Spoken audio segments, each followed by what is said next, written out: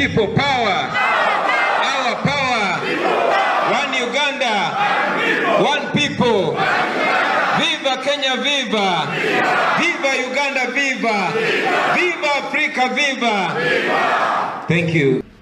We are here with heavy hearts. Hearts that have been mocked. I mean, when they take you to those dungeons in the chieftaincy for military intelligence, CMI, those guys that torture will first tell you, here, we don't believe in human rights. We don't know human rights, we only know human lefts. Yeah, it would be funny if it was not sad. But that's where we are, ladies and gentlemen. You all saw, and Andrew was kidding about it, that General MUSEVENI came out and said, yeah, Bobi Wine was beaten very properly.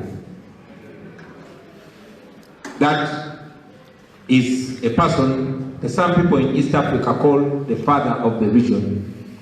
Maybe they're right. The father of impunity, the father of dictatorship, the father of lawlessness. That's General MUSEVENI.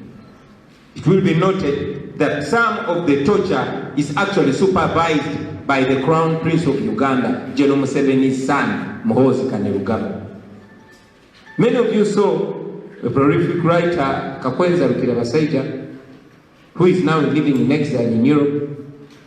He mentioned it, that he was tortured and cut and beaten under the supervision of General MUHOOZI, MUSEVENI's son.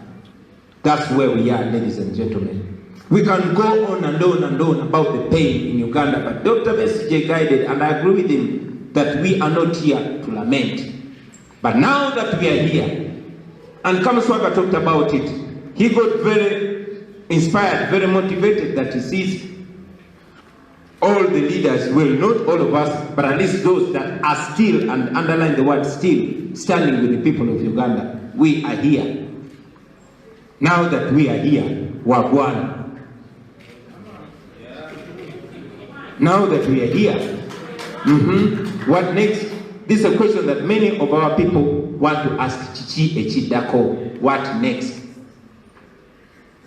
For starters, we need to realize that we are being reduced slowly by slowly.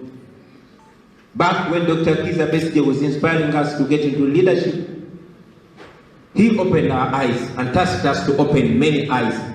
We went ahead and opened millions of eyes, and maybe that's why the impunity went a notch higher. But now that we are here, and we know that millions of eyes are open back home and all over East Africa, what next? So much can be said. This conference alone cannot be enough.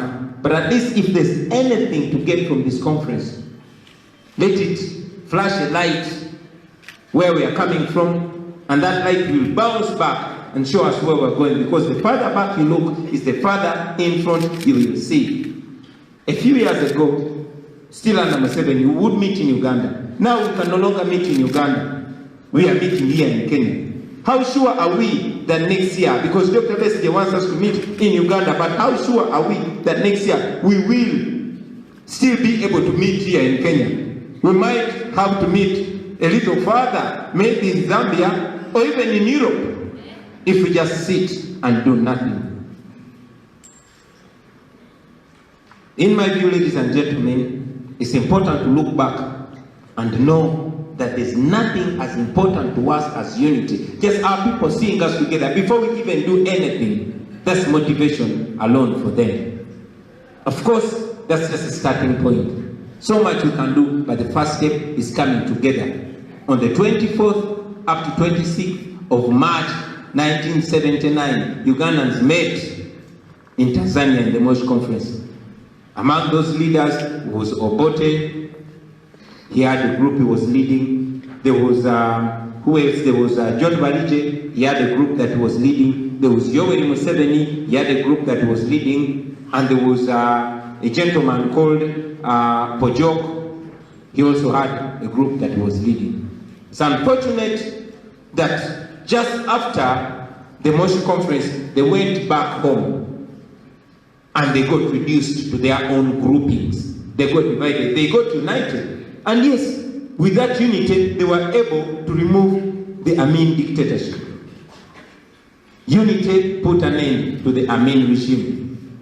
But they did not notice that that unity had to go even a little bit deeper. They went back home, they got divided. Each one retreated to their own small grouping. And that's part of the reason why we are here. I pray that that gives us time, because 43 years later, this is probably one of the likes of the Moshi Conference. But if there's anything to gain from here, is the unity. So that when we go back home, we don't look at this as another, meetup and taking pictures, and that's the end of it. But let it be the glue that binds us.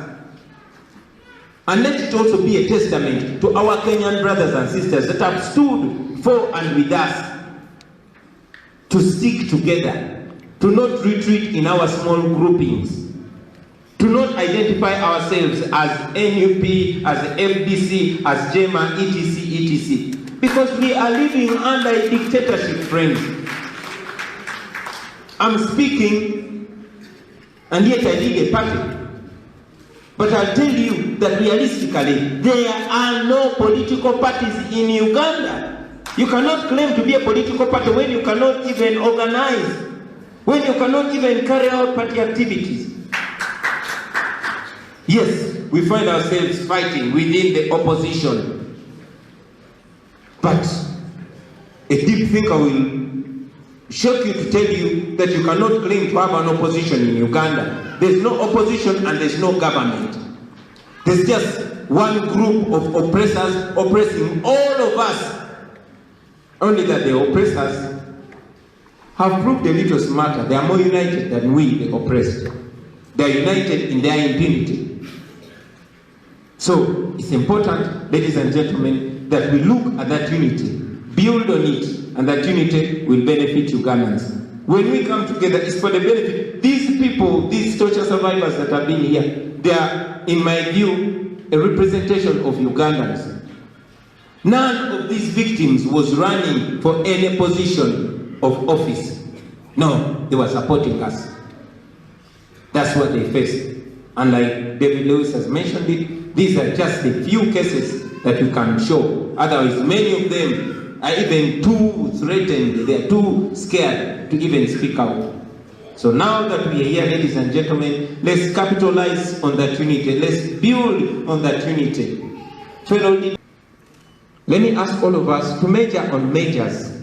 Our major focus and fight is freedom. We should fight to be free.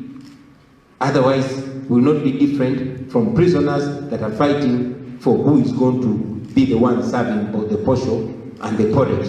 Let us fight and free ourselves from this prison called Uganda and go into a new Uganda where all of us are going to be free and equal before and under the law. To our Kenyan brothers and friends, we thank you. To the Kenyan leaders, and yes, also the citizens, please resist Museveni and Musevenism. I say it again, please Kenyans, refuse and resist Musevenism. You have seen, and we told you, and we are continuing to see. We want to be able to come and say these things from a neighboring country. And this kind of freedom, I mean, Kenya, you are certainly not where you want to be, but you are where many of us dream to reach. Please keep this, guard it and guard it very, very jealously, because once you lose it, you will spend generations trying to get it. To the media, Kenyan media, please keep shining a light on our plight. While we appreciate the Ugandan media, you'll agree with me that it has largely been silenced. We depend so much on social media, and as you know, Facebook is banned in Uganda. Why? Because General Museveni doesn't like it. So, for the media, please keep highlighting our plight. Show the world what is going on in Uganda. That is helpful a great deal. Many of us are still alive because of that weapon called the camera. It is very, very powerful. Please, mutuberemu. That's a slang back in the ghetto that means watch us, don't take your eyes off us, please. And finally, to the international community, we use every opportunity to call up the international community, and I want to do the same right now. You are the people that are propping up monsters in Africa. Idi Amin was supported by you majorly until you got tired of him. Mugabe was supported by you until you got tired of him. My question is, haven't you gotten tired of Museveni yet? When Mugabe did to the people of Zimbabwe what Museveni is doing to the people of Uganda, you sanctioned him.